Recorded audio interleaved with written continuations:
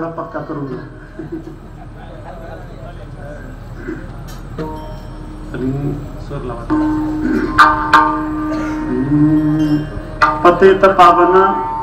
पतित पावन दीनानाथा नारायण, तुझे रूप माझे मनी राहो नाम जपवानी. ब्रह्मांड नायका विश्वजनाच्या पालका, तुझे रूप माझे मनी राहो नाम जपवानी. जीवेचे या जीवा तुका म्हणे देवदेवा, तुझे रूप माझे मनी राहो नाम जपवानी. पांडुरंगा करू प्रथमान हरी पांडुरंगा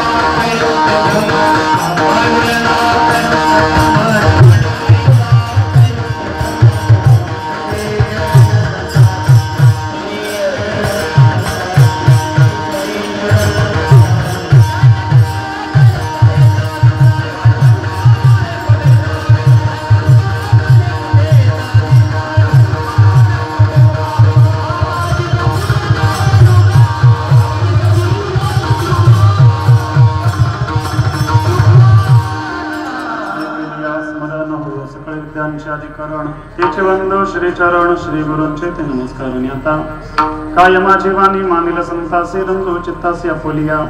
माझी वाणी तुझे वर्णी गुणनाम, ऐसे देई प्रेम काही कळा मस्तकरी पायावरी. या वाद करी संतांच्या नमो ज्ञानेश्वरा नमो ज्ञानेश्वरा. निवृत्ती उदारा सोपान देवा, नमो सद्गुरु तुकया ज्ञान दीपा. नमो सद्गुरु सच्चिदानंद रूपा. नमो सद्गुरु भक्त कल्याण मूर्ती. नमो सद्गुरु भास्करा पूर्ण कीर्ती. मंगल मूर्ती मारुतनंद मंगल मारुतनंद.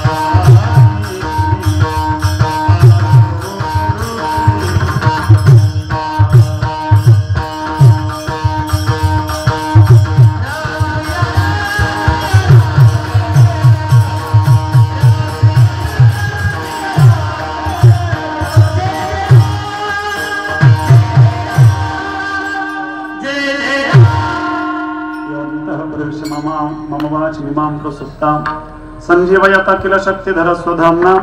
अन्योष हस्त चरण शरणत्वगादिन्. प्राणा नमो भगवते पुरुषाय तुभ्यं. विठ्ठल विठ्ठल विठ्ठल.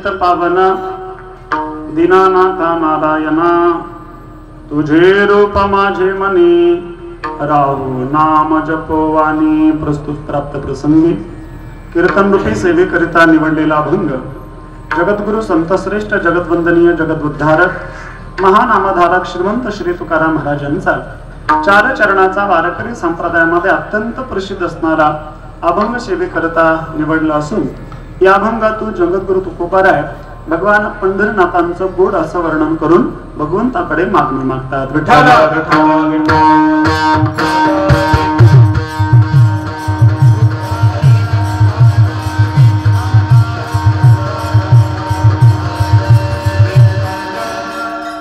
परमपवित्र अशा मेथी या नगरीमध्ये ग्रामदैवत हनुमंतरायांच्या कृपाशीर्वादाने रुक्मिणी प्राण संजीवन पंढरीनाथाच्या कृपाशीर्वादाने साधू संतांच्या कृपाशीर्वादाने या मेथी नगरीतील सर्व ग्रामस्थांच्या सहकार्यातून या वर्षी आपल्या या अखंड हरिनाम सप्ताहाला 100 वर्ष पूर्ण होत आहेत। म्हणून सर्व मेथीकरांच्या वतीने हा शताब्दी महोत्सव साजरा होत आहे। या चालू असलेल्या शताब्दी महोत्सवातील अखंड हरिनाम सप्ताहातील आजच्या पहिल्या दिवसाची कीर्तन सेवा सर्व गावकऱ्यांच्या वतीनं सप्ताह कमिटीच्या वतीनं आमच्या सर्व भजनी मंडळांच्या वतीनं माझ्या महत् भाग्याने गुरुच्या कृपाशीर्वादाने या सेवेचा लाभ मला झालेला आहे। उपस्थित सर्व गावातील गुरुजन भजनी मंडळी विशेष आपण ज्यांना निमंत्रित केलेलं आहे, ज्यांच्या सुंदर आवाजातून आपण आता गोड चाली ऐकल्या, महाराष्ट्रातील सुप्रसिद्ध भजन सम्राट हरिभक्तीपरायण संगीत अलंकार उद्धव बापू शिंदे आळंदीकर, हरिभक्तीपरायण संगीत अलंकार अभिमन्यू आबा आळंदीकर, ज्यांचा सुंदर पगवाज आपण ऐकला। आमचे परमस्नेही हरिभक्तीपरायण कृष्णा महाराज गोरकडे परभणीकर यांना खरं टाळी वाजवली पाहिजे। गोरकडीकरांना खरं तरी तोडच नाही तुम्हाला असा सुंदर पकवास तुम्ही वाजवला। अत्यंत सुंदर भजनी मंडळ आहे। आपल्या गावातील प्रसाद महाराज आहेत, भीमाशंकर महाराज आहेत, आमचे सोमनाथ महाराज आहेत, बाबूराव महाराज, सगळी गावातील भजनी मंडळी या ठिकाणी उपस्थित आहेत। चोपदार आमच्या शिक्षण संस्थेची सर्व विद्यार्थी, उपस्थित सर्व माता भगिनी, ज्येष्ठ श्रेष्ठ वयोवृद्ध तपोवृद्ध ज्ञानवृद्ध श्रोते मंडळी आणि अत्यंत सुंदर महाराष्ट्रामध्ये ज्यांचं मोठं नाव आहे साऊंड सिस्टीम, सार्थक साऊंड सिस्टीम आदरणीय दादांचे आपल्या सार्थक बरोबर आहे आणि आवाजाचं सार्थक होते आणि कीर्तनकाराचे सार्थकच होते। अशी सार्थक हे नावच सार्थ आहे बरं का तुमचं। अशी सगळ्या दृष्टीने अत्यंत उत्तम व्यवस्था मेथीकरांनी केलेली आहे। विठ्ठला विठ्ठला विठ्ठला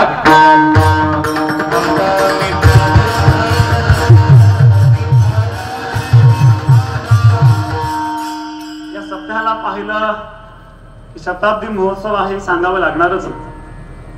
खऱ्या अर्थानं मेथीकरांचे धन्यवाद दिले पाहिजेत आणि एकदा सप्ताह कमिटीसाठी सगळ्या मेथीकरांसाठी कडकडून टाळी वाजवली पाहिजे की आपण हा अत्यंत सुंदर सोहळा साजरा करत आहोत। खऱ्या अर्थानं तपपूर्ती होत आहे। एखादी परमार्थातलं साधन 12 वर्ष केलं की त्याला एक तप होतं। एक तप झालं, 12 वर्षाचे 2 तप झाले की त्याच्यामध्ये एक मिसळायचा, 12 दुने 24 आणि किती झाला 25, त्याला रौप्य महोत्सव म्हणतात। 4 तप झाले त्याच्यात 2 मिसळायचे, 24 दुने 48, 2 वर्ष मिसळा किती झाले 50, त्याला म्हणतात सुवर्ण महोत्सव। त्यानंतर अजून 2 तप झाले म्हणजे 75 झाले, त्याला म्हणतात अमृत महोत्सव। आणि हाच तप पुढे वाढत गेला, 100 वर्ष झाले त्याला म्हणायचं शताब्दी महोत्सव। आपला हा अखंड हरिनाम सप्ताह या सप्ताहाला 100 वर्ष पूर्ण होत आहे। खऱ्या अर्थानं तुम्ही सगळे भाग्यवान आहात की हा शताब्दी महोत्सव तुमच्या साक्षीने साजरा होतोय। काहीतरी तुम्ही पुण्य केलाय आणि म्हणून या महोत्सवाला आपण सगळेजण या ठिकाणी उपस्थित आहोत। एवढा मोठा उत्सव या ठिकाणी साजरा होत आहे। श्री गुरु महाराजांचं एक वाक्य सांगतो। सप्ताहाच्या विषयी बोलायचं झालं तर सगळ्यात सुरू करायला सोपं असणारा काम म्हणजे सप्ताह आणि सगळ्यात टिकवायला अवघड असणारं काम म्हणजे सप्ताह। सुरू करणं सोपं काम आहे पण जेवढं सुरू करणं सप्ताह सोपं आहे तेवढा सत्ता टिकवणं अवघड काम आहे. आपण 100 वर्ष टिकवला आणि शताब्दी करता खऱ्या अर्थानं तुमच्यासाठी टाळी वाजवून पाहिजे. 100 वर्षापासून आपण हा सत्ता करता. आपल्या सगळ्या पूर्वजांना, आपल्या सगळ्या ज्येष्ठांना माझा साष्टांग दंडवत आहे. आता सत्य करणं सोपं झालंय महाराज, सगळी सुविधा आहे. पण जुन्या काळामध्ये सगळ्या असुविधा होत्या. एवढे पैसा नव्हता. आज मी आल्यापासून पाहतोय, कोणी 25,000 देत आहे, कोणी 5,000 देत आहे, कोणी 1.5 लाखापर्यंत देणग्या देत आहेत. आज सगळ्यांकडे पैसा आहे, सगळ्या गोष्टी आज आपल्याकडे आहेत. पण ज्या काळामध्ये खायलाही मिळत नव्हतं, अशा काळामध्ये ज्या लोकांनी आपला सत्ता चालू केला आणि टिकवला, खऱ्या अर्थानं त्यांचंही सगळं श्रेय आहे. त्याचा वेणू गेला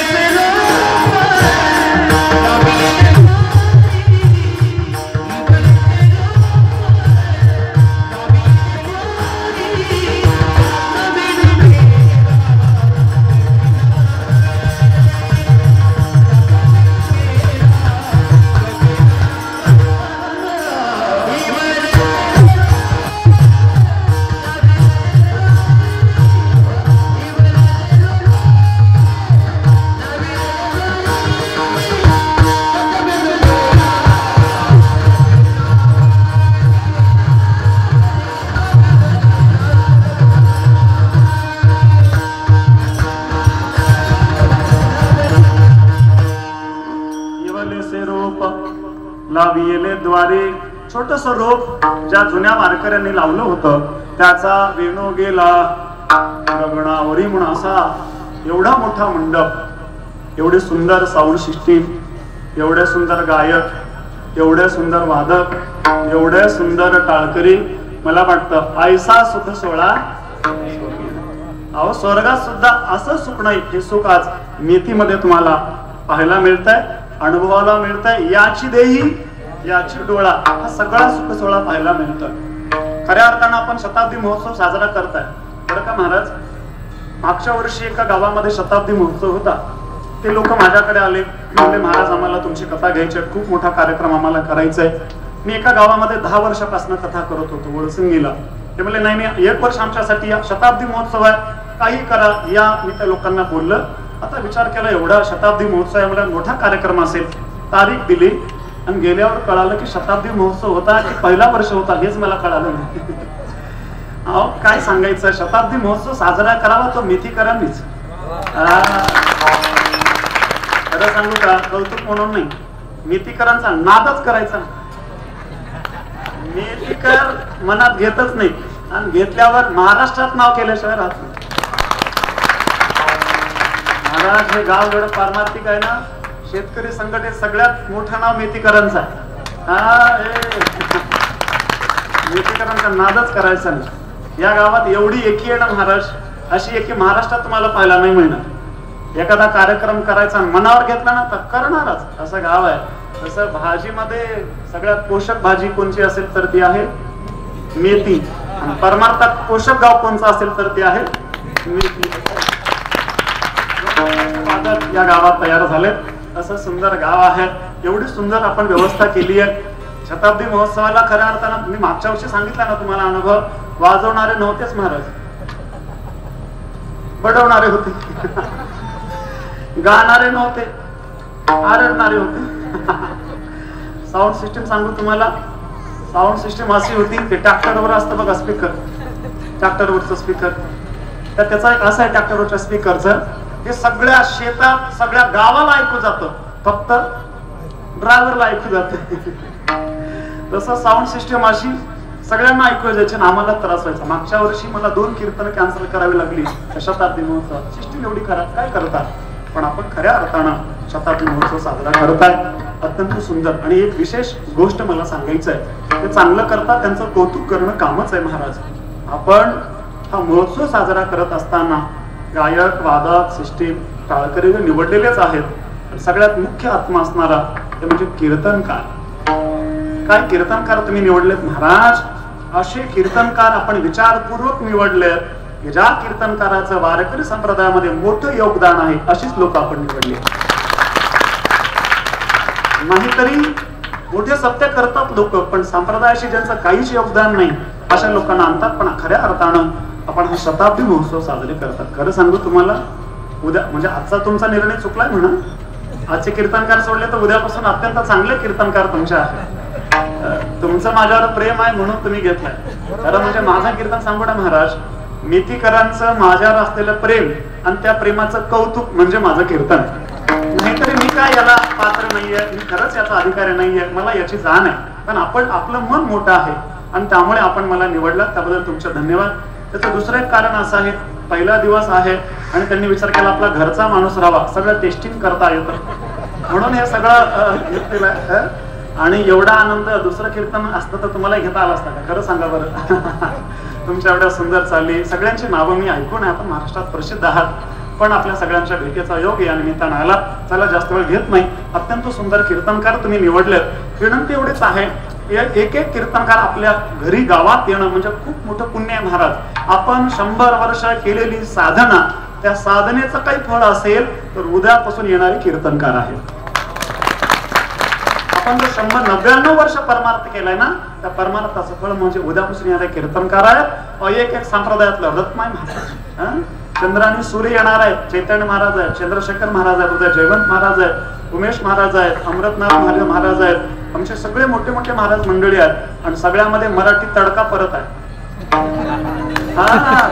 मलाच नाही, रोज गोड गोड खाऊन कसं काय जमणार आहे, एक तडका पाहिजे म्हणून इंदुरीकर बाबा आहे. असं नियोजन ना महाराष्ट्रात नाही भेटणार महाराज. रोज गोड खाऊन बी जमत नाही, थोडा तडका पाहिजे. त्यामुळे बाबांचा कीर्तन आहे, असा सगळा आनंद आहे. आणि बाबांच्या दिवशी खरं म्हणजे तुम्हाला सांगतो, जी टॉकीज येणार आहे, त्याचं शूटिंग होणार आहे. तुम्ही सगळ्यांनी सहकार्य करा. असा कार्यक्रम पुन्हा पुन्हा होत नाही. थोडा बहुत खर्च होऊ दे. आता जे व्हायचंय ते पुन्हा बघूया, शेवटी कालाच्या वेळेस काय होईल तर होईल. असा कार्यक्रम करायचा, सगळ्या महाराष्ट्राने म्हणलं पाहिजे. शताब्दी महोत्सव करायचा तर मेथीकरांसारखाच असा उत्सव आपण सगळेजण साजरे करतात. आपल्या सगळ्या गावकऱ्यांना, विशेष करून सप्ताह कमिटीला महाराज, एवढा मोठा कार्यक्रम करणं म्हणजे सोपी गोष्ट आहे का? यासाठी मला माहिती आहे, सगळी सप्ताह कमिटी गेल्या 2 वर्षापासून कित्येक वेळा मला फोन केले असतील, कित्येक लोकांकडे गेले असतील, कित्येक सुंदर सुंदर कीर्तनकार घ्यायला किती कष्ट घेतले असतील. जे फिरले त्यांना माहिती आहे, खूप तळमळीनं अत्यंत चांगल्या भावनेने आपण हे नियोजन केलंय. आपल्या सगळ्यांना धन्यवाद देतो. अल्पमतीप्रमाणे सद्गुरू महाराजांच्या कृपेनं अभंगाचं चिंतन करण्याचा प्रयत्न करतो. विठ्ठल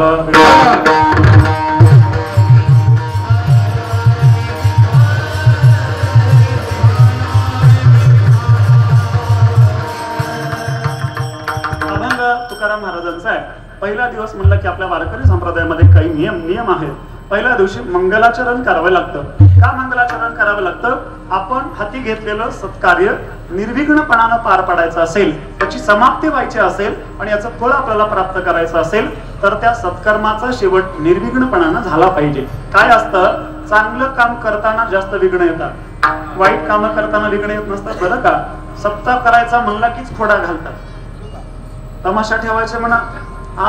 ते म्हणतात मी देतो रो, एकटा पट्टी देतो, पण हा ना एकटा म्हणला 1 लाख घ्या पण सबसे कातीलच आणा. असे लोक असतात. ते तिकडं म्हणलं की नीट कळालं त्याला 5G लागते. असं खर्च तिकडं किती करतील, पण इकडं म्हणलं की नाही. पण सत्कर्म करत असताना विघ्न निर्माण होतात. कोण निर्माण करतात? माणसं करतात. त्याच्यात काय नवल आहे? चांगल्या कर्मामध्ये देव सुद्धा विघ्न निर्माण करत असतात. अनेक पुरावे आपल्याला देता येईल. एखादा जीव चांगलं कर्म करायला लागला, शुभ कर्म करू लागला, सप्ताह करू लागला, पारायण करू लागला, कीर्तन श्रवण करू लागला, परमार्थाचं साधना करू लागला की देवाला माणसाविषयी ईर्ष्या निर्माण होते. त्या देवांना वाटतं हा मनुष्य सामान्य मनुष्य आणि तो एवढी साधना करतोय, या साधनाने तो आमच्यापेक्षा दिव्य बनेल आणि त्याची सेवा आपल्याला करावी लागेल. पण इंद्रादिक देव सुद्धा ईर्ष्या करतात. अनेक ऋषीमुनींच्या तपामध्ये त्यांनी विघ्न निर्माण केलं, याचे आपल्याकडे पुरावे आहेत. म्हणून आपल्या सत्कर्मात, आपल्या सप्ताहात विघ्न येऊ नये यासाठी मंगलाचरण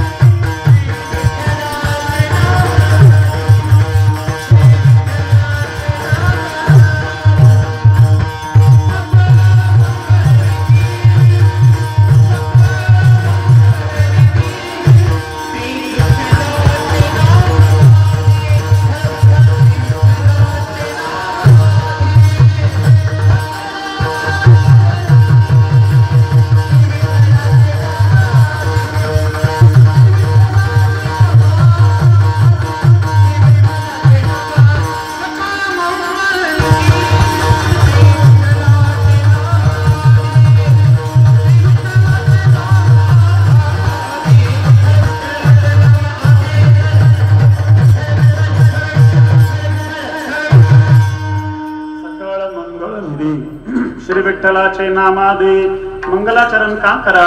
कारण परमात्मा सगळ्या मंगळाचा निधी आहे.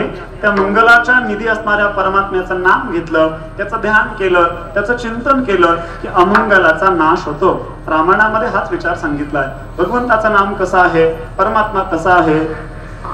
मंगल भवन अमंगलहारी द्रव हो सुधा शारद अजिर बिहारी. मंगल भवन अमंगलहारी, मंगल प्रदान करणारा आणि अमंगलाचा नाश करणारा परमात्मा आहे. म्हणून त्याचं ध्यान करा, त्याचं नाम घ्या. आता मंगल 3 प्रकारचं आहे. अवघड जास्त सांगणार नाही, उगाच सुरुवात आहे म्हणून सांगतो. 3 प्रकारचं मंगल असतं. नामनिर्देश रूप मंगल, वस्तू निर्देश रूप मंगल आणि आशीर्वाद रूप मंगल. नाम निर्देश म्हणजे भगवंताच्या नामाचा महिमा, भगवंताचं नामचिंतन करणं, नामनिर्देश. वस्तू निर्देश म्हणजे वस्तू म्हणजे परमात्मा, त्या परमात्म्याच्या सगुण अथवा निर्गुण रूपाचं वर्णन म्हणजे वस्तू निर्देश रूप मंगल. आणि आशीर्वाद रूप मंगल म्हणजे आपली अथवा आपल्या शिष्याची इच्छित वस्तू प्राप्त होण्यासाठी सद्गुरूकडे किंवा आपल्या परमात्म्याकडे मागणी मागणं म्हणजे आशीर्वाद रूप मंगल आहे. विठ्ठला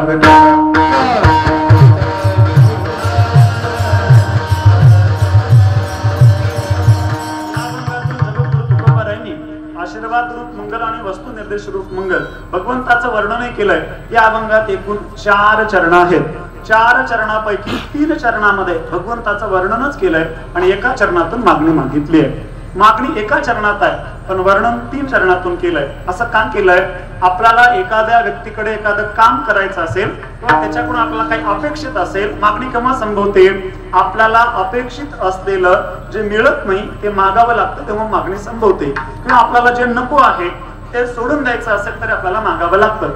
त्यासाठी मागावं लागतं. आपल्याला अपेक्षित आहे ते मागायचं असेल तर ज्यांना मागायचं आहे आधी त्याचं वर्णन करावं लागतं.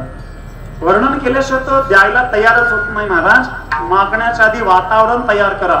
बघा, म्हणजे आता या सत्ता कमिटीला चांगला अनुभव असेल. भक्ती मागताना सुद्धा आधी वातावरण तयार करावं लागतं. काय तुम्ही, अहो तुम्हीच नाही, तुमचे वडील, तुमचे आजोबा काय दान करायचे, तुमची परंपराच आहे दान करायची. तुमच्या उदार गावात कुणी नाही, तुम्ही आहेत म्हणून गाव व्यवस्थित चालतं. काय मोठा, तुमचं तर नावच घेऊन काय तुम्ही दान करता? असं 1-2-5 मिनिटं बोला. लाख रुपये देणार असला तर ते म्हणते 2 लाख लिहा. वातावरण, त्याचं वर्णन केलं, अंतःकरण प्रसन्न होतं. मागत असताना 2 गोष्टी कराव्या लागतात. समोरच्याची स्तुती करावी लागते, समोरच्याचं वर्णन करावं लागतं आणि स्वतःकडे नम्रता घ्यावी लागते, स्वतःकडे लीनता घ्यावी लागते. समोरच्याचं वर्णन करून त्याला प्रसन्न केलं आणि आपण नम्रता घेतली की तो आपल्याला दिल्याशिवाय राहत नाही. तुकोबऱ्यांची हीच हातवटी आहे. देवाला मागायचं एका चरणात मागितलंय पण 3 चरणातून देवाचं वर्णन केलंय. देवाला आधी प्रसन्न केलंय. मागण्याच्या आधी देवाचं अंतःकरण प्रसन्न केलंय, वातावरण तयार केलंय. जे मागायचंय ते मागण्याच्या पूर्वी परमात्म्याला वापरलेले संबोधन सुद्धा त्या मागणीशी अत्यंत जोडलेले आहेत. तुकाराम महाराज जेव्हा पांडुरंगाकडे गेले आणि तुकाराम महाराजांनी विचार केला आपल्याला जे अपेक्षित आहे ते आपल्याला देवाला मागायचं आहे आणि जे मागितलंय ते टिकवायचं आहे. त्यासाठी देवाला मागायचं असेल तर देवाला आधी प्रसन्न करावं लागेल. देवाला प्रसन्न करायचं असेल तर त्याची स्तुती करावी लागते. स्तोत्र वगैरे स्तुत्या निघाले ना कशासाठी? देवाला प्रसन्न करण्यासाठीच ना. स्तुती केल्याने परमात्मा लवकर प्रसन्न होतो. स्तुती स्तोता रणप्रिय असं म्हटलंय. परमात्मा स्तुती प्रिय आहे. स्तुती देवाला आवडते म्हणून स्तुती माणसालाही आवडते, कारण आपण त्याचेच अंश आहोत ना. म्हणून देवाची स्तुती करा. भागवतामध्ये सगळ्या पुराणांमध्ये आपल्याला स्तुत्या सापडतात. तेव्हा तुकोबराने विचार केला देवाची स्तुती करावी, देवाला प्रसन्न करावं आणि मग मागावं. म्हणून तुकोबरा आहे पांडुरंगाची स्तुती करतात, पांडुरंगाचं वर्णन करतात. परमात्म्या कसा आहे अभंगाच्या पहिल्या चरणात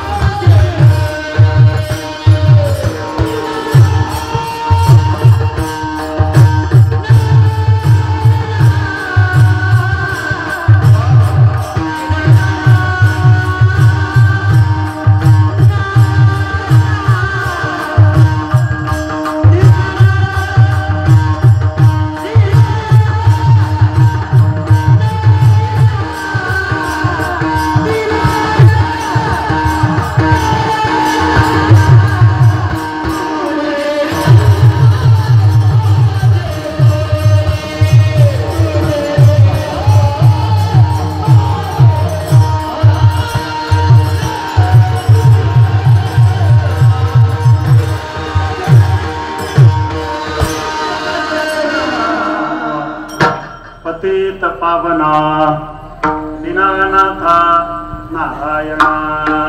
परमात्मा कसा आहे? देवा तू पतित पावन आहेस. पतित पावन हे भाव विशेष नाम आहे. पतित पावन या शब्दाचा अर्थ होतो जे पतित आहेत त्यांना पावन करतो, म्हणजे जे अपवित्र आहेत त्यांना पवित्र करतो, जे पापी आहेत त्यांना पुण्यवान बनवतो, त्याला म्हणतात पतित पावन. भगवान परमात्म्याने आजपर्यंत असंख्य पतितांना पावन केले महाराज. असं म्हटलंय का कवीनी, कृपा की न होती जो आदत तुम्हारी तो सोनी ही रहती अदालत तुम्हारी. देवा जर तुमची कृपा करण्याची जर वृत्ती नसती, आपला कृपाळू स्वभाव नसता, या जगात कोणाचाच उद्धार झाला नसता. कोण सगळ्या दृष्टीने पुण्यवान आहे, काय ना काय दोष प्रत्येकाकडून होतातच, पण परमात्मा पतित पावन आहे. पतिताला पावन करतो. अनेक पतितांना पावन केलंय. पंचमहापातकी, विश्वासघातकी अशा लोकांचा सुद्धा उद्धार भगवान परमात्म्याने केलाय.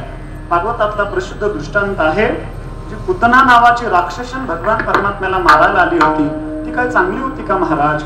तिचं वर्णन करत असताना शुकदेव म्हणतात, पुतना लोकबालाग्नी राक्षसी रुधिराशना जिज्ञासयापि हरये स्तनं दत्वा अपि सद्गते.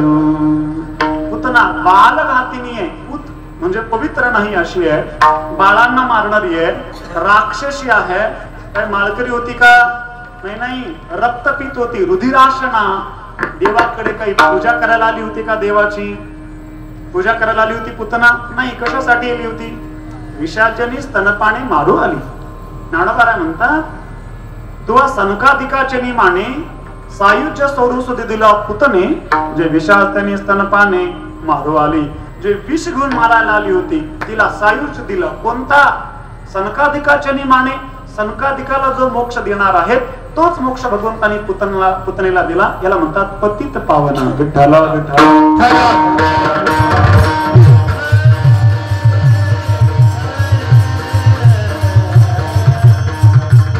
असंख्य लोकांचा भगवान परमात्म्याने उद्धार केलाय. आजामेळा पापरासे नामे नेले वैकुंठासी. आजामेळा असेल, पाल्या कोळी असेल, अशा अनेक जे जे पतित झाले होते, आपल्या पदापासून भ्रष्ट झाले होते, अशा लोकांचा उद्धार परमात्म्या तू केलास. अनेक पतितांना पावन केलं. रामायण आपण ऐकत आहात. महाराष्ट्रामध्ये अत्यंत सुप्रसिद्ध असणारे रामायणाचार्य नामदेव महाराज लबडे आपल्याला लाभले. अत्यंत सुंदर कथा सांगतात. ढोक महाराजाची ट्रू कॉपी म्हणजे नामदेव महाराज लबडे. अत्यंत सुंदर कथा सांगतात. त्यांच्या मुखातून आपण कथा ऐकणारच आहात. पतीच्या गौतम ऋषींच्या श्रापामुळे जी दगड झाली, ऋषीची पत्नी पण पतीत झाली की नाही? आपल्या पदापासून खाली आली की नाही? मनुष्याची दगड झाली ना, पतित झाली होती. रामचंद्र प्रभू विश्वामित्रजी सोबत जात होते. रस्त्यामध्ये एक आश्रम पाहिला.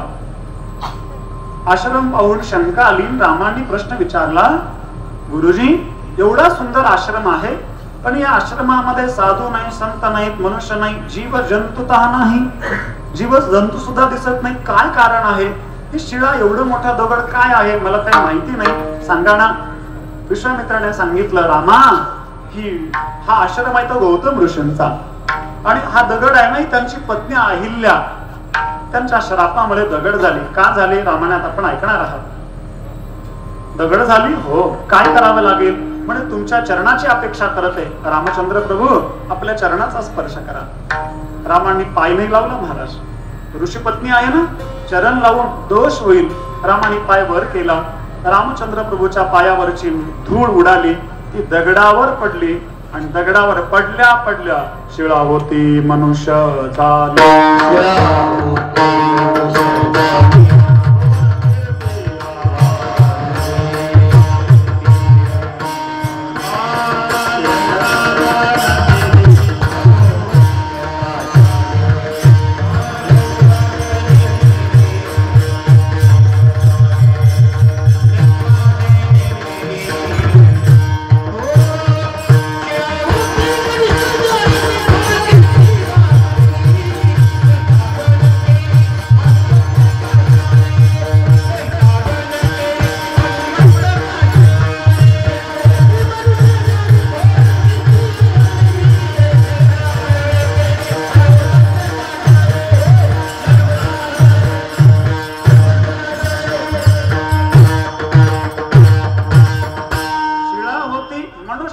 कशी झाली? एवढ्या घाईत झाली जशी चाल म्हणली तशी.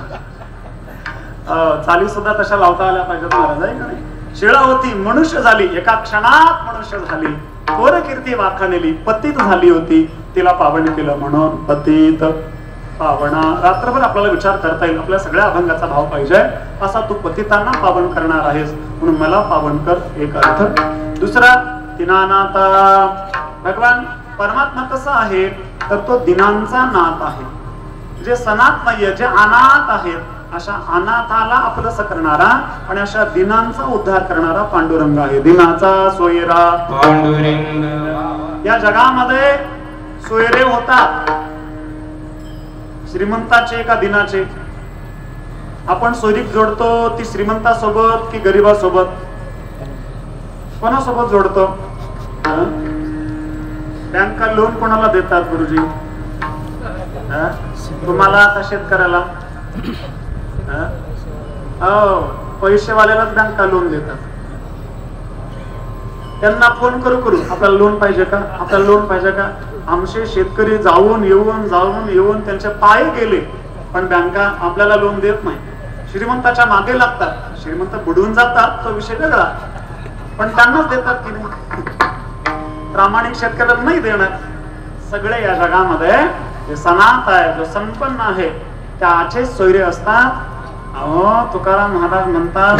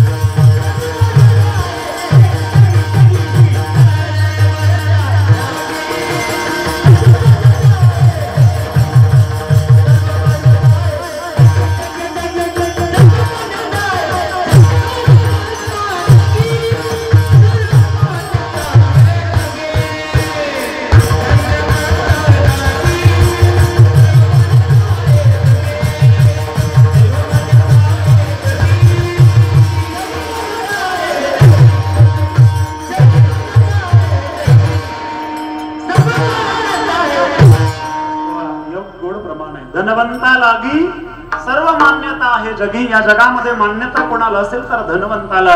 धन नसेल तर तुम्हाला कोणी विचारत नाही. महाराज वैकुंठवासी भारत महाराज सांगायचे पैशाचे 3 नाव असतात म्हणे. कोणते कोणते? पैसा तेरे 3 नाम, परशा, परशु, परशुराम. माणूस तोच आहे. पैसा नसला परशा, इकडे परशा, चांगलं कोणीच बोलत नाही. माय बापांनी घुगऱ्या घालून नाव ठेवलेलं असतं परशुराम. लोक काय म्हणतात? परशा. परशा थोडा शाळा शिकला, परशाने मग चांगली नोकरी लावून घेतली आणि मग लोक त्याला पुन्हा परशा म्हणतात का? गावात आल्यावर परशु. त्यानं पुन्हा अभ्यास केला, MPSCच्या परीक्षा दिल्या आणि परशु क्लास 1 अधिकारी झाला. आता काय म्हणता? परशु नाही, परशुराम साहेब या. या कुठे बसता? इथे बसता का? कूलरला? इकडे बसता का? असंच आहे महाराज. धनवंता लागी सर्व मान्यता आहे जगी. जगात मान्यता मिळवायची असेल तर पोरांनो धन मिळवलं पाहिजे. मान्यताच नाही, सध्या बायको मिळवायची असेल तरी धनाचीच गरज आहे, नाहीतर ते सुद्धा मिळणं अवघड झालंय. दीनहीन असेल त्याला कोणी आधार देत नाही, त्यामुळे धनाची आवश्यकता आहे. पण ऐका, असा जो शेती नाही, घर नाही, कोणी नातेवाईक नाहीत, असा अनाथ झालाय, त्या अनाथाचा नाथ म्हणजे परमात्मा आहे. अशा अनाथाला सनाथ करणारा म्हणजे परमात्मा आहे. म्हणून दीनानाथ, दिनाचा तो परमात्मा नाथ आहे म्हणून त्याला दीनानाथ म्हणतात. एक चरित्र सांगतो म्हणजे आपल्या लक्षात येईल परमात्मा कसा कृपा करतो बघा. ज्याला कोणी नसताना त्याला परमात्मा असतो. आंधळ्या पांगळ्याचा एक विठोबाला, आंधळे पांगळे सगळ्यांचा दाता कोणी असेल, सगळ्यांना सांभाळणारा, तर आमचा तो पांडुरंग परमात्मा आहे. जगन्नाथपुरी पासून एक 40 किलोमीटर अंतरावर याजपुरी नावाचं गाव आहे. त्या गावामध्ये ब्राह्मण अत्यंत गरीब, लहानपणी आई वडील वारलेले, कोणी नव्हता, त्याला अनाथ होता. मोठा झाला, लग्न झालं, संसार करू लागला, चांगलं चाललं होतं. दुष्काळ पडला. इतका मोठा दुष्काळ पडला, त्या दुष्काळामध्ये सगळं धन गेलं, अन्नधान्य नाही, प्यायला पाणी नाही. मग गावातली लोक गाव सोडून दुसऱ्या गावला, जिकडे चांगला सुकाळ आहे तिकडे जाऊ लागले. सगळे गावातील लोक जाऊ लागले. बायको नेहमी म्हणायची, काय हो तुम्हाला कोणी नातेवाईक आहेत की नाही? तो म्हणायचा, आहेत ना, माझा एक भाऊ आहे. तो भगवान जगन्नाथाला आपला भाऊ म्हणायचा, सुदाम्यासारखी भक्ती करायचा, माझा भाऊ आहे म्हणायचा. बायको म्हणाली, नेहमी माझा भाऊ आहे, माझा भाऊ आहे जगन्नाथपुरीला म्हणतात. एवढा दुष्काळ पडलाय, सगळे लोक आपल्या नातेवाईकाकडे जायला लागलेत, आपण कुठे जावं? तो म्हणलं, कुठे जायचंय? माझा भाऊ राहतो ना जगन्नाथपुरीला, आपण त्याच्याकडे जाऊया. बायकोला वाटलं खरंच भाऊ असेल. मुलं बायको घेतली, चालत निघाला. 3 मुक्काम झाले. 4थ्या मुक्कामाला जगन्नाथपुरीला आला. यायला वेळ झाला होता, 12 वाजले होते. मंदिराची द्वार बंद झाली. रात्री मंदिराचं द्वार बंद होतं. काय करावं? बाहेरच झोपला. तर मध्ये जाता येत नाही, तर मला इथे झोपूया. मंदिराच्या बाजूला भिंतीला मुलांना मध्ये घेतलं, नवरा बायको बाजूला झाले आणि हे चौघही झोपले. भगवंताला भाऊ मानत होता. बघा, भगवान परमात्म्याने विचार केला, हा मला भाऊ म्हणून भक्ती करतोय ना. परमार्थ करत असताना परमात्म्याशी काहीतरी नातं जोडा. भावाचा जोडा, बहिणीचा जोडा, पतीचा जोडा, पित्याचा जोडा, आईचा जोडा, सख्याचा जोडा, कोणतेही नातं जोडा. भगवंताशी नातं जोडून भगवंताची भक्ती करा. परमात्मा ते नातं साथ ठरवल्याशिवाय राहत नाही. त्वमेव माताच पिता त्वमेव, माता पिता काय माना, पण मानून भगवंताची भक्ती करा. तो भगवंताला भाऊ मानून भक्ती करायचा. भगवंताने विचार केला, मला भाऊ मानतोय ना, अहो जो मला एकदा माझा देवा मी तुझा म्हणतो, त्याचा सगळा योगक्षेम मी चालवतो. सक्रे देव प्रपन्नाय तवा संगीतयाचते अभयम सर्वभूतेभ्यो ददामि तद्व्रतम मम. फक्त त्यांनी एकदा म्हणावं, देवा मी तुझा आहे, बस प्रभो रहम मम प्रभो. एकदा माझा आहे म्हटला, भगवान म्हणतात अभयम सर्वभूतेभ्यो ददामि तद्व्रतम मम. मी त्याला अभय प्रदान करतो. पण विनंती आहे, जे आपले नाही त्यांना आपलं म्हणत बसण्यापेक्षा परमात्मा आपला आहे त्याला म्हणत जा, देवा तू माझा आहेस. देव माझा मी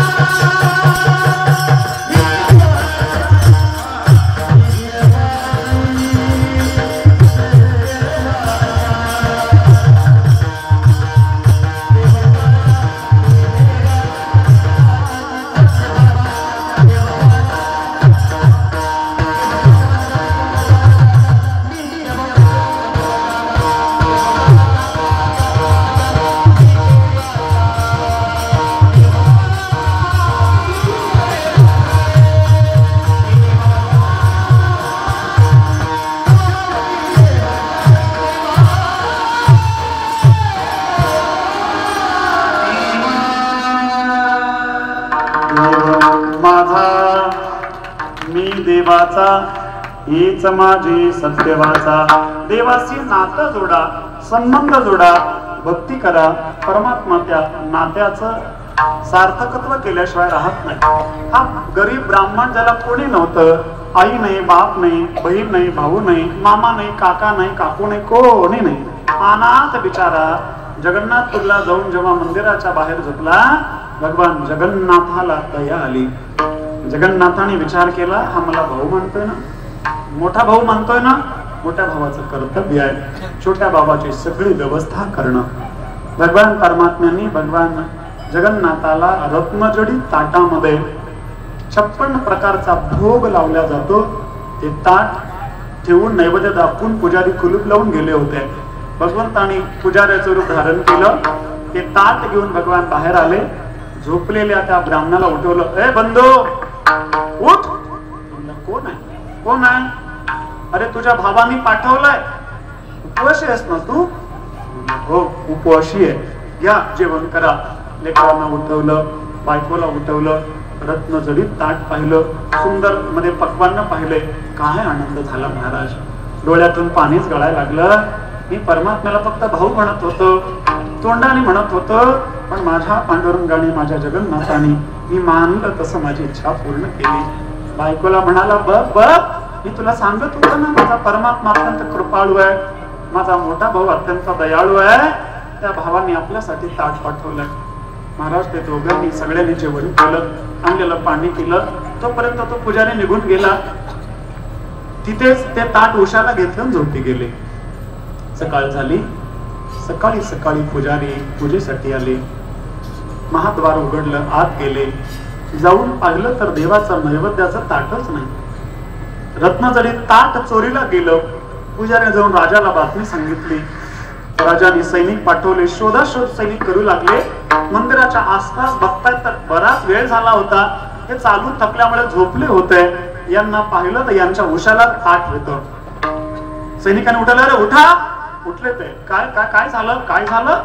चोरी करता आणि इथे झोपता, उठा चला. त्यांना मुद्देमाला पकडलं. राजाच्या समोर उभा करण्यात आलं. राजाने विचारलं, तुम्ही चोरी केली आहे? ते म्हणाले, नाही हो, मी नाही चोरी केली. माझ्या भावाने नोकराला पाठवलं होतं, त्यांनी आम्हाला ताट दिलं, आम्ही जेवण करून बसलो. कोणाला विश्वास बसेना. असं कसं शक्य आहे? कवाड लावलेलं होतं, कवाड कोण उघडणार, कोण याला आणून देणार? राजाला काही खरं वाटेना. राजा म्हणला, काही असं याला पकडा, टाका जेलमध्ये. काही गुन्हा नसताना यांना जेलमध्ये टाकलं. हा वारकरीच होता. तो म्हणाला, जशी तुझी इच्छा तसं. उपवाशी होतो तर पंचपक्वान खायला दिले. आता जेलमध्ये जा म्हणतोस, जेलमध्ये जाऊ. तू म्हणशील तसं तुझ्या इच्छेमध्ये माझी इच्छा. ठेविले अनंते तैसेचे राहावे, कैसे राहावे. आनंदात ठेवतो असं नाही, जैसा जसे ठेविले तैसे राहावे. कसा ठेवतो? तुमच्या कर्मानुसार ठेवतो. चित्ते असो द्यावे समाधान, समाधानी राहून तो म्हणू लागला, जो बनाए सो बन जाएंगे, जहाँ भेजो वही जाएंगे. जो बनाए सो बन जाएंगे, जहाँ भेजो वही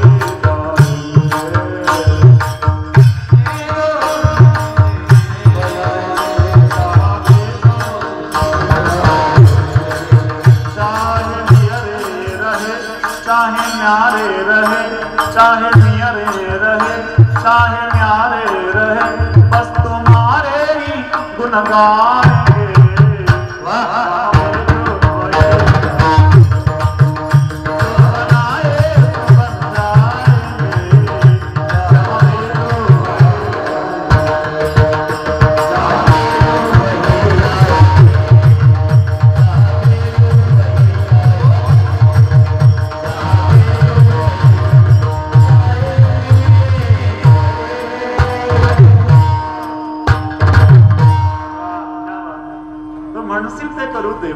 जो बनाए सो बन जाएंगे, जहाँ भेजो वही जाएंगे. मंदिरात, मंदिरात, जेलमध्ये, जेलमध्ये. तेरे मर्जी का नाही हो गुलाम. माझी इच्छा नाही देवा, तुझी जी इच्छा असेल ती इच्छा. भागवतामध्ये एक श्लोक आहे, प्रत्येक परिस्थिती आपलं कल्याण करण्यासाठी निर्माण होत असते. फक्त त्याची तुम्ही समीक्षा करा. तत्ते अनुकंपाम सुसमीक्षमाने गुंजान एवात्म कृतम विपाकम रद्वात होपबीर विददन नमस्ते जीवे ते मुक्तिपदे सदायथा. तत्ते अनुकंपाम, प्रत्येक परिस्थितीमध्ये देवाला तुमचं कल्याण करायचं असतं.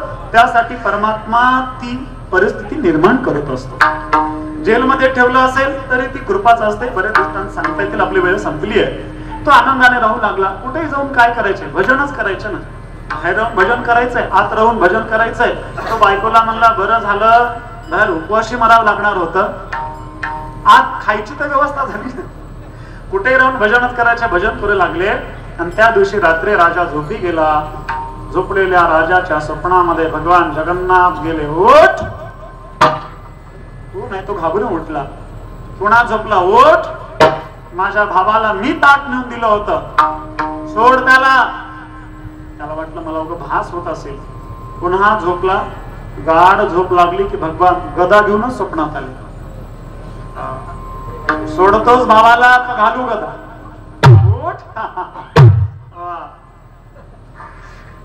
उठ म्हणल्या म्हणल्या तो खडबडून जागा झाला. एवढा मोठा गोड पप्पाच वाजा झोपलो तो. असे पप्पाचे झाल्यावर कीर्तनात कोणीच झोपणार नाही. सगळं तो जागा झाला, घाबरला, घाम फुटला राजाला. पळत आला, जेलचे कबाड काढायला लावले आणि त्या साधूचे पाय धरले. महाराज मला क्षमा करा, मला क्षमा करा, मला कळालं नाही. खरंच तुम्ही भगवंताचे भाऊ आहात. भगवान परमात्म्याने स्वप्नात मला दृष्टांत दिला. सोडून द्या रे याला. त्याला सोडून दिलं. यात काय आश्चर्य आहे? राजाने त्याच दिवशी जगन्नाथ भगवंताला जो नैवेद्य जातो, त्या नैवेद्याची जी कोटी आहे त्या कोटीच्या चाव्या त्याच्या हातात दिल्या आणि सांगितलं आजपासून सगळ्या धान्याच्या भांडाराचा मालकच तू. त्याला म्हणतात दीनानाथा. जो दीन आहे, ज्याला कोणी नाही, त्याला सनात करणारा असा आमचा परमात्मा आहे. म्हणून हे दीनानाथा नारायणा. नारायण शब्दाचा अर्थ होतो नार म्हणजे पाणी आणि आयन म्हणजे राहण्याचं ठिकाण.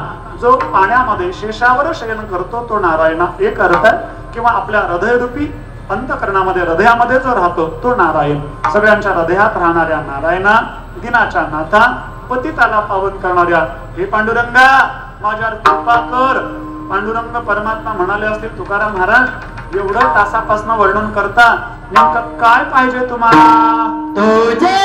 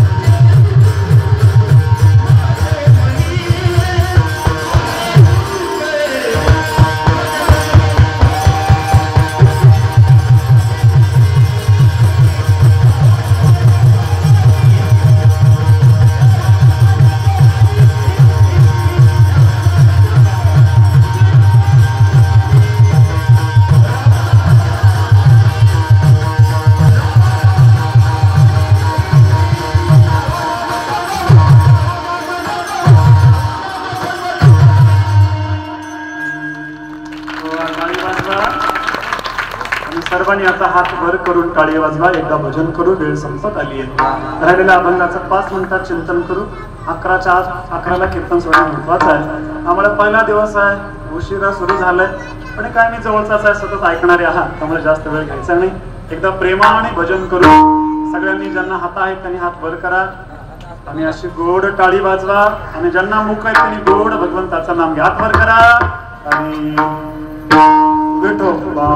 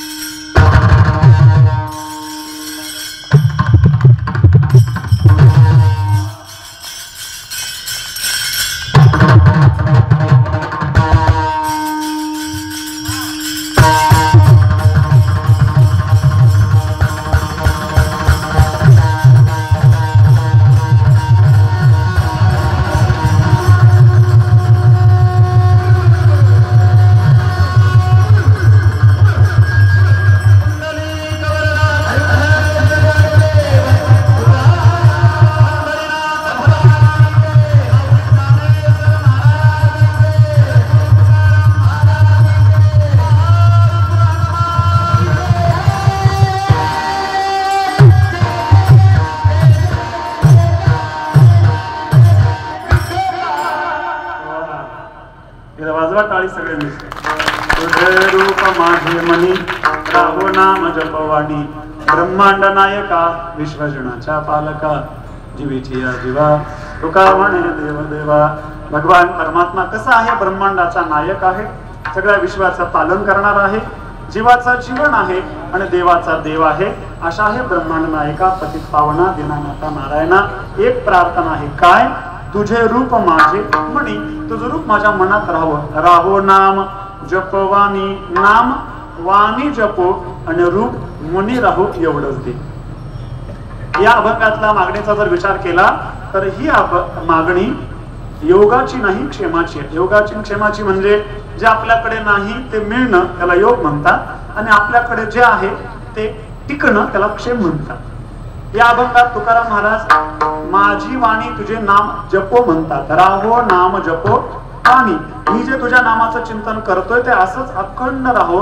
आज करतोय पण उद्या काही कारणामुळे त्याचा विसर पडू नये.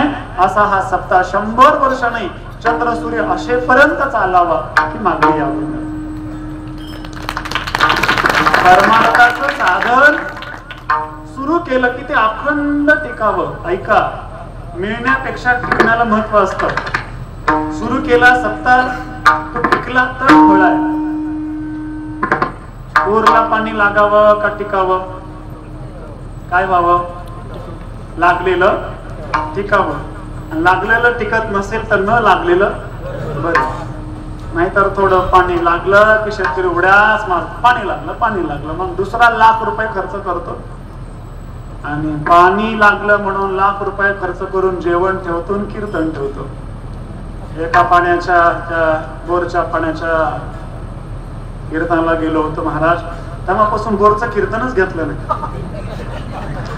एका कीर्तनातच बोर झालो. बोरला पाणी लागलं म्हणून विचारायला ठेवलं कीर्तन. गेलो, कीर्तन झालं, लोक जेवायला बसले, पहिली पंगत उठली. लोक म्हणले पाणी कुठं आहे, पाणी कुठं आहे? अरे कुठं असतं म्हणे पाणी? जेवण कशाचं आहे? बोरचं. चालू करा बोर. बोर चालू केली, असं पाणी मारलं महाराज 10 फूट लांब. काय पाणी आहे, काय पाणी आहे? 50 लोकांनी पाणी पिलं आणि बोर गुचक्या द्यायला लागले. अशी लाईट गेली की नाही तशी. बोरला गुचक्या सुरू झाल्या. मालकाला कळलं की मालकाला गुचकेली. मालक गुचक्या देऊ लागला. तर म्हणला एवढा खर्च केलो आणि बोरचं पाणी गेलं. त्या दिवशीपासून ठरवलं बोरचं कीर्तन घ्यायचं. त्याच्या नशिबानं गेलं. पण लोक काय म्हणतात. मी एकदा कीर्तनाला गेलो होतो. कीर्तन झालं नाही एकाने मला दूध घ्यायला बोलवलं. मला वाटलं दूध घ्यायला बोलवलं. गेलो घरी दूध दिलं. तो म्हणला महाराज अजून एक काम आहे. म्हणलं काय. बोरची मशीन आली. म्हणला नारळ थोडा. मी म्हटलं अजून एक कीर्तन करतो पण नारळाचं सांगू नका घडलं. तर म्हणलं का बर. नाही म्हणे पाणी लागलं तर महाराजांचा पाय गुण चांगला. नाही लागलं तर पुन्हा करणाचं आहे की. नाही नाही म्हणला महाराज तुमच्यावर श्रद्धा आहे आमची. लागो न लागो पण थोडा. मी म्हणलं बरं नारळ फोडतो. पाणी लागलं तर लोकांना म्हणायचं नाही कैलास महाराज नारळ फोडलं आणि पाणी लागलं. नाही तर लोक कीर्तनच करू द्यायचे नाही. रोज पाण्यालाच बघायला जावं लागेल. आणि नाही लागलं तरी सांगू नको. लोक कीर्तनाला बोलवायचे नाही. नारळ फोडला. गेलो लातूरला कथा होती. झोपलो पण झोपच लागे ना. उगच नारळ फोडलं वाटायला. पाणी नाही लागलं तर टेन्शनच ना. 2 वाजता त्याचा फोन आला. फोन उचलला. म्हणलं कसं काय. म्हणलं महाराज काय तुमचा पाय गुण. म्हणला 5 इंची पाणी लागलं. मग झोपलो बघा. म्हणजे तात्पर्य असं असतं बोरला लागलेलं पाणी टिकलं तर फायदा. माळ घालावी का टिकावी. माळ घातलेली टिकावी. आणि टिकत नसेल तर त्या घालाच्या भानगडीत पडू नका. इकडं नाही आला तर उद्या याल उद्धार होईल. पण माळ घालून काढली की पुन्हा पुन्हा पुन्हा चान्सच नाही उद्धाराचा. म्हणून माळ घातलेली काढू नये. परमार्थाचं साधन एकदा सुरू केलं ते टिकलं तर आमचं कल्याण करतं. आपण केलेला हा सप्ताह 100 वर्ष टिकवला त्याचं फळ आम्हाला मिळणार आहे. म्हणून देवाला काय मागावं. देवा आमच्या वाडवडिलांनी ही अत्यंत चांगली परंपरा आजपर्यंत टिकवली आमच्या हातात दिली. आता आमच्यावर कृपा करा. तुझे रूप माझे मनी राहो नाम जपो आणि असाच हा सप्ताह दरवर्षी होत राहो. 100 वर्ष झाली म्हणून बंद करायचं का. हा असाच चालू करायचा. असा चालू ठेवायचा. कारण सप्ताह हे संस्काराचं केंद्र आहे. हेच आम्हाला चांगलं मार्गदर्शन करणार आहे. या सप्त्यातून आमच्या लेकरांना चांगले संस्कार मिळणार आहेत. ज्ञानेश्वरी गाथा संत वाङ्मयाचं चिंतन करून आमचा उद्धार होणार आहे. आणि सप्ताह आपल्या सगळ्यांच्या उद्धाराचं साधन आहे. माणसाला माणूस म्हणून जगवण्याचं साधन म्हणजे सप्ताह आहे. आणि त्यासाठी अशा सप्ताहाची अशा उत्सवाची आवश्यकता असते. आपण सगळ्यांनी आपल्या वाडवडिलांनी गेल्या 100 वर्षापासून हा अखंड सप्ताह चालू ठेवला. आपण सगळ्यांनी त्याला मदत केली. याच्यामध्ये सगळ्यांनी सहकार्य केलं.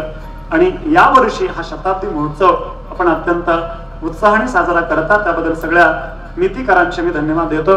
गेल्या 2 वर्षापासून मला माहिती आहे आमचे सचिन सुडे सर असतील, आमचे आदरणीय सोमनाथ महाराज चोपडे असतील, आमचे आदरणीय बाबूराव महाराज जाधव असतील, लक्ष्मणजी जाधव असतील, बालाजी सुडे सर असतील, आमचे सगळी मंडळी आता सगळ्यांची नावं घेणं, आमचे रामजी असतील, गेल्या अनेक 2 वर्षापासून सतत मला भेटतात. यांचा नेम घेऊन द्या, त्यांचा कोणाचा नंबर द्या, कोणाचं काही द्या. असे सगळं नियोजन गेल्या 2 वर्षापासून आपण सगळे गावकरी मंडळी, आमच्या सगळी भजनी मंडळ, आमचे भीमाशंकर असेल, प्रशांत महाराज असेल, गावातील सगळी भजनी मंडळी आपण अत्यंत प्रेमाने हा कार्यक्रम या ठिकाणी करता. आमचे संत शिरलापल्ले सर आहेत. आपण सगळे गावकरी मंडळी अत्यंत श्रद्धेनं, अत्यंत प्रेमानं, अत्यंत उत्साहाने या सप्ताहाची आपण सुरुवात केली आहे. भगवत चरणी प्रार्थना आहे, ग्रामदैवत हनुमंतरायांच्या चरणी प्रार्थना आहे. हा सप्ताह निर्विघ्नपणाने सगळ्याला आनंद देणारा पार पडावा अशी मी हनुमंतरायांच्या चरणी प्रार्थना करतो. आपल्या सगळ्यांना शुभेच्छा देतो. एवढा सुंदर भव्य मंडप आहे, एवढे सुंदर गायक आहेत. महाराज ही महाराष्ट्रातली अत्यंत प्रसिद्ध गायक वादक मंडळी आहेत. यांच्या तारखा मिळत नाही एवढी सुंदर गायक मंडळी आहेत. आणि सगळ्यात विशेष म्हणजे सगळे 35च्या आसपासचे आहेत. मी वयाचं म्हणतोय हो, पैशाचं नाही. असं आहे. मी पैशाकडेच गेले म्हणजे 35च्या पुढलेच आहेत म्हणा, पण आपल्या सगळ्यांच्या सगळ्यांच्या 35+ आहेत. पण आपल्यासाठी बिचारे सगळे या ठिकाणी आलेले आहेत. त्यामुळे आपण सगळ्यांनी त्यांच्यावर प्रेम करावं, याचा लाभ घ्या. या मंडपाच्या मानाने संख्या थोडी कमी वाटते. आज आपल्या गावातलं कीर्तन आहे त्यामुळे ठीक आहे. आज काही अडचण नाही. झोपलात घरी तर उद्यापासून झोपू नका. उद्यापासून येणारे 7 दिवस म्हणजे काल्यापर्यंतचे कीर्तनकार म्हणजे या महाराष्ट्रातले रत्न आहेत महाराज. परीस आहेत. एखाद्या परिसाचा स्पर्श झाला तर तुमच्या सगळ्यांचा उद्धार होईल असे परीस आपल्या गावाला येणार आहेत. लोखंडाचं काम आहे. त्याच परिशाला स्पर्श करणं. घरात झोपलात का परीस तुमच्या घरी येईल का? त्यामुळे सगळ्याला विनंती आहे, सगळ्यांनी या, आपल्या मुलांना घेऊन या, सपरिवार या. घरात कोणी झोपू नका. जर झोपला तर तुमच्या एवढं दुर्दैवी कोणी नाही महाराज. सगळ्या जणी या, सगळ्या कार्यक्रमाचा लाभ घ्या. ऐसा सुख सोहळा स्वर्गी नाही, स्वर्गात सुख सोहळा नाही, असा सोहळा आपल्या गावामध्ये साजरा होतोय. एकाहूनही बळी रे असे महाराष्ट्रातील अत्यंत नामवंत, अत्यंत विद्वान, साधू वृत्तीचे महात्मे आपल्या गावाला येणार आहेत. अशा थोर महात्म्यांची पाय लागावेत. म्हणजे कित्येक वर्षापासून लोक वेटिंगला असतात. आम्हाला माहिती आहे अशांची कीर्तन घ्यायला काय करावं लागतं. या लोकांना विचारा तुम्ही, जे पुढे होते ना, यांनी काय कष्ट घेतले. या सगळ्यांनी, आमचे सुडे मामा असतील, या सगळ्यांनी अत्यंत कष्ट घेतलेत महाराज. 10 वेळा, मला तर माहित आहे शेखर महाराजांना, चैतन्य महाराजांना 10 वेळा भेटली असते. मी 5-6 वेळा महाराजांना आठवण करून दिली असेल, पण तेव्हा यांची सगळ्यांची नियम मिळाली आहेत. हा सगळा अत्यंत चांगला योग हनुमंतरायांच्या कृपेने जुळून आलेला आहे. आता फक्त आपल्याला लाभ घ्यायचा आहे. सगळ्यांनी या कार्यक्रमाला उत्तम सहकार्य करायलाच. मला माहिती आहे आपल्या गावामध्ये खूप एकता आहे आणि सगळ्या गावाच्या एकीनं आपला हा सत्ता न भूतो न भविष्यती असा होणारा, याच्यामध्ये काही संशय नाही. तरी आपण सगळ्यांनी सहकार्य करा अशी सगळ्यांच्या चरणी प्रार्थना करतो. झालेली सेवा सद्गुरू चरणी समर्पित करतो. आचार्य, मृदंगाचार्य, सर्व ठाकरे, सिस्टीम वाले, YouTube चॅनल वाले सगळ्यांचे मनपूर्वक धन्यवाद देतो आणि या ठिकाणी थांबतो. ज्ञानेश्वर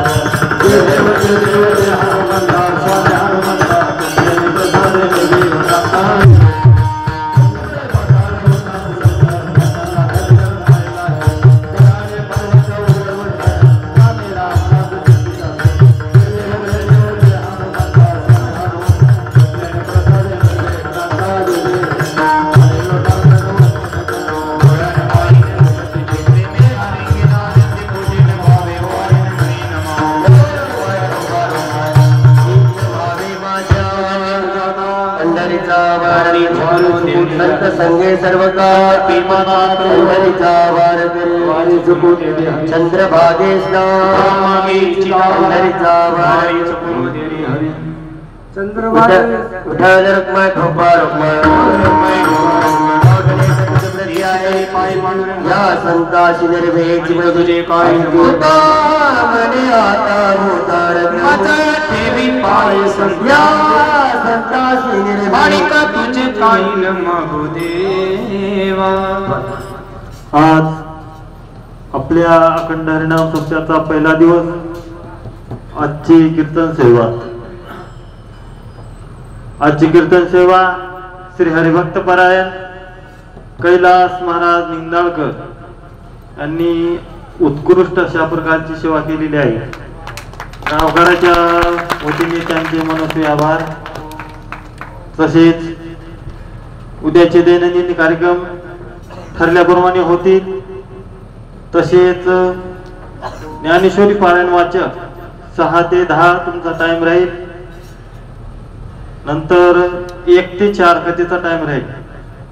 आणि उद्याच्या रात्रीचे कीर्तनकार श्री हरिभक्त परायण परमपूज्य डॉक्टर श्री हरिभक्त परायण जयवंतजी महाराज बोधले घराण्याचे 11वे वंशज यांची कीर्तन सेवा उद्या होणार आहे. तरी गावातील बाहेरगावून आलेले सर्वच भाविक भक्त सर्वांनी अवश्य लाभ घ्यावा.